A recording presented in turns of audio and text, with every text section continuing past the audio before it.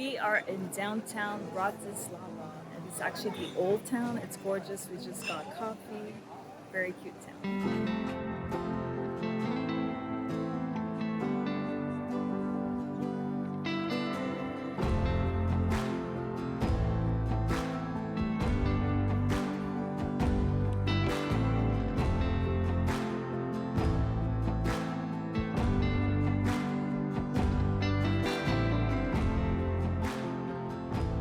So we just left Prague and are headed to Budapest. It's another big day in our European road trip.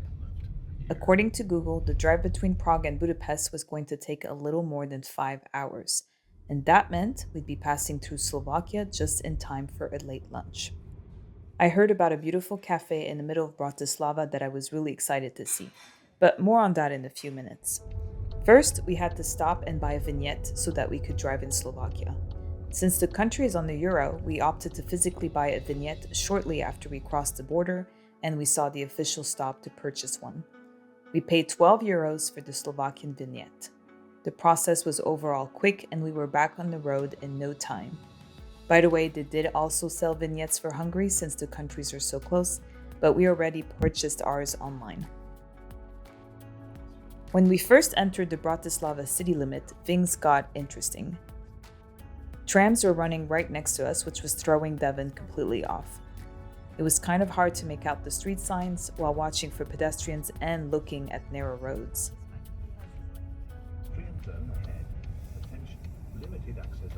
Eventually, we found the Opera Garage, which was right next to the Old Town. It was easy to get in and out of, but like most European city, it did have some tight spots. Our small car fit right in though. So as soon as we stepped out of the garage, we were right in front of the Slovak National Theatre. It's a beautiful monument. We wandered down the old roads and we loved the architecture with all the pastel-colored building. Lots of people were walking down the streets and enjoying the cafe culture just below Michael's Gate. We wanted to try some traditional Slovak food and we found a restaurant just in front of the famous Baroque tower. We ordered a Slovak cheap cheese gnocchi with bacon and potato dumplings filled with smoked pork and served with sauerkraut. Those are not gnocchi. It's cheese. Very good. Has a little acidic taste to it. A little salty. Very good.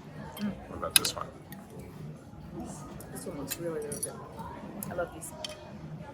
These are potato dumpling with some meat in it, stuffed with meat and some cabbage.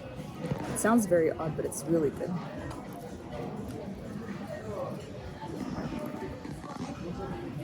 For one. This is so good. We have the salty from the bacon. We have the this is the sauerkraut, so the acid part, and then you have the green onions for little floral touch. So we enjoyed some people watching in the heart of the old town, and we got a chance to see a couple of Bratislava's famous quirky sculpture like Shoe Mill or the Sewer Worker. The old town was a lot of fun to explore. There are plenty of passages and building tunnels to walk through. Michael's Gate is actually one of the most recognizable landmarks in the city. Overall, the Old Town is a perfect place to get lost for a couple of hours. So after exploring the center of Old Town, we ventured a little off the busy roads and we saw cool, worn buildings that were reminiscent of Soviet time with all the open-faced brick. The history of these streets with the Gothic architecture held unique beauty. After exploring the back streets and snapping some photos, it was time to grab a coffee and some pastries at Kormuth Konditorei. We actually saw this cafe when Rick Steve did a small video about it. The inside is really absolutely stunning. It has hand-painted frescoes and design which took the owner 10 years to do. This is definitely a must-go place if you get a chance to see Bratislava.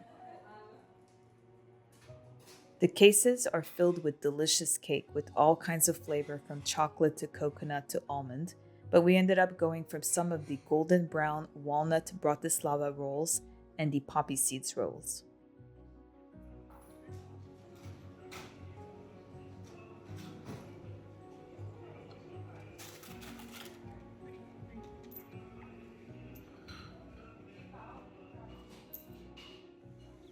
After that, it was time to make our way back to the car. And as we crossed the Danube on our way out of town, we passed under the famous UFO bridge. You have driven now in Slovakia, and in Czechia, and in Germany, and soon in Hungary. Devin tired. So our road trip continued as we headed to Budapest, and we were so glad we stopped for a few hours in the center of Bratislava.